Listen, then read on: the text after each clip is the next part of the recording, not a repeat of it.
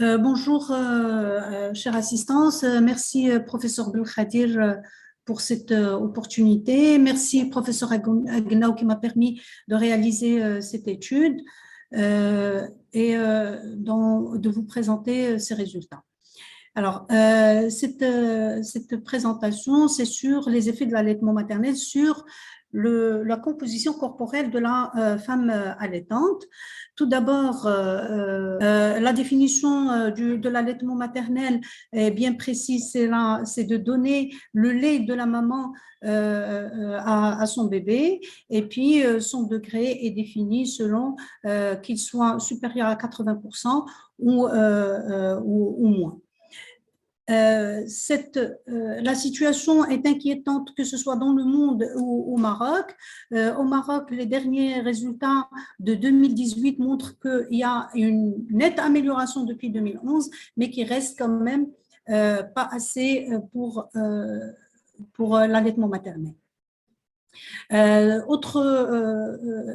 Pourquoi est-ce qu'on s'intéresse à cette composition corporelle? C'est parce qu'il y a des raisons. La maman, durant la grossesse, elle prend du poids, et donc pour le perdre, est-ce que l'allaitement maternel va l'aider effectivement ou pas? Et c'est ce que nous voulons montrer dans cette étude.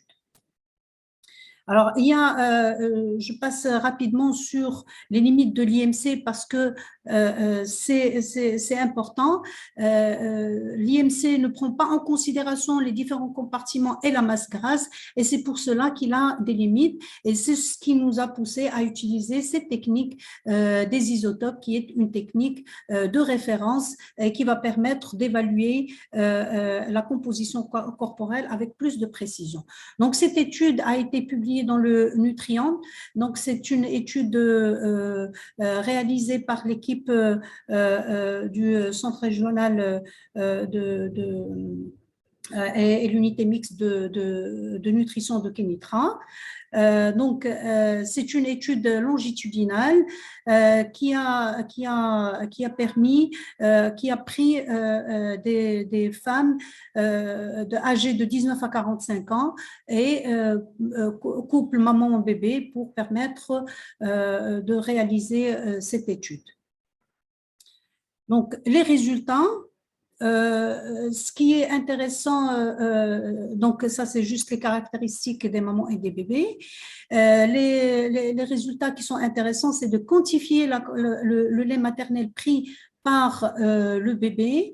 Cette quantité, elle évolue durant toute la période d'une année, toute la période de l'étude, mais on va différencier pour pouvoir déterminer l'allaitement exclusif et non exclusif, on va déterminer chez le bébé l'eau provenant du lait maternel et l'eau provenant d'autres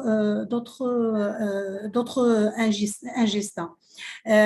Donc, les résultats ont montré que l'allaitement maternel a été effectué dans 30%.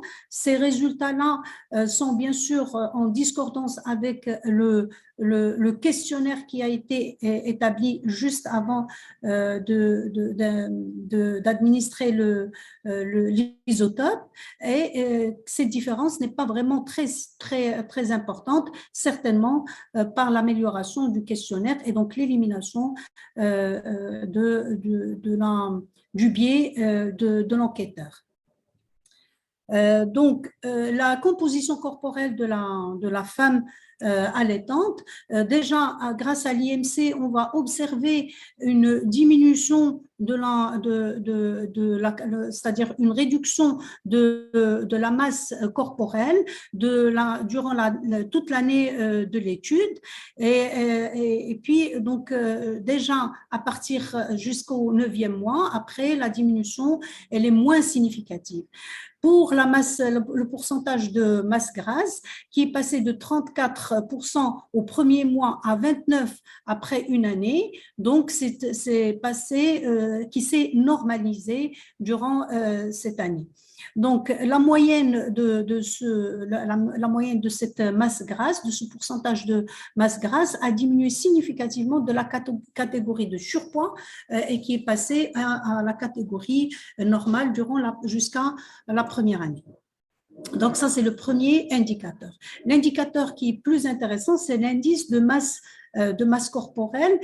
Là, on va différencier entre l'allaitement exclusif et l'allaitement non exclusif. Et on voit que déjà chez les femmes allaitant exclusivement, l'IMC redevient normal déjà à partir du 3e mois, chose qui n'est pas c'est pas la même chose pour les femmes qui allaitent, qui ont un allaitement non exclusif, qui vont attendre une année pour normaliser leur IMC. L'indice de masse grasse, on voit bien que pour l'allaitement exclusif, on a déjà à partir du 3e mois, on a une amélioration, une normalisation de cet indice. Par contre, pour les femmes qui allaitent non exclusivement, elles vont attendre le 9e mois et une année pour améliorer cet indice. Donc, s'il y a des conclusions par rapport à cette étude, c'est qu'on a 3 choses importantes. C'est que l'IMC, il diminue progressivement et se normalise dès le 3e mois pour les femmes allaitant exclusivement. Le pourcentage de masse grasse revient à la normale avant le 9e mois.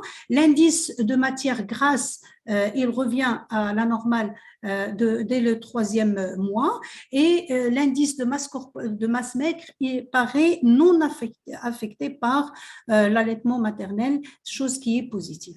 Donc, les 3 choses à retenir de l'utilisation de ces isotopes, c'est que ça nous a permis de valider les données de la pratique de l'allaitement maternel par rapport à la déclaration, de déterminer la composition corporelle de la femme allaitante et donner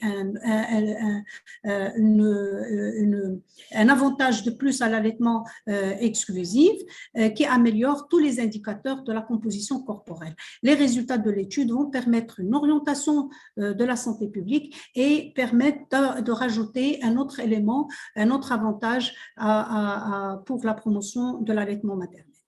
Je vous remercie.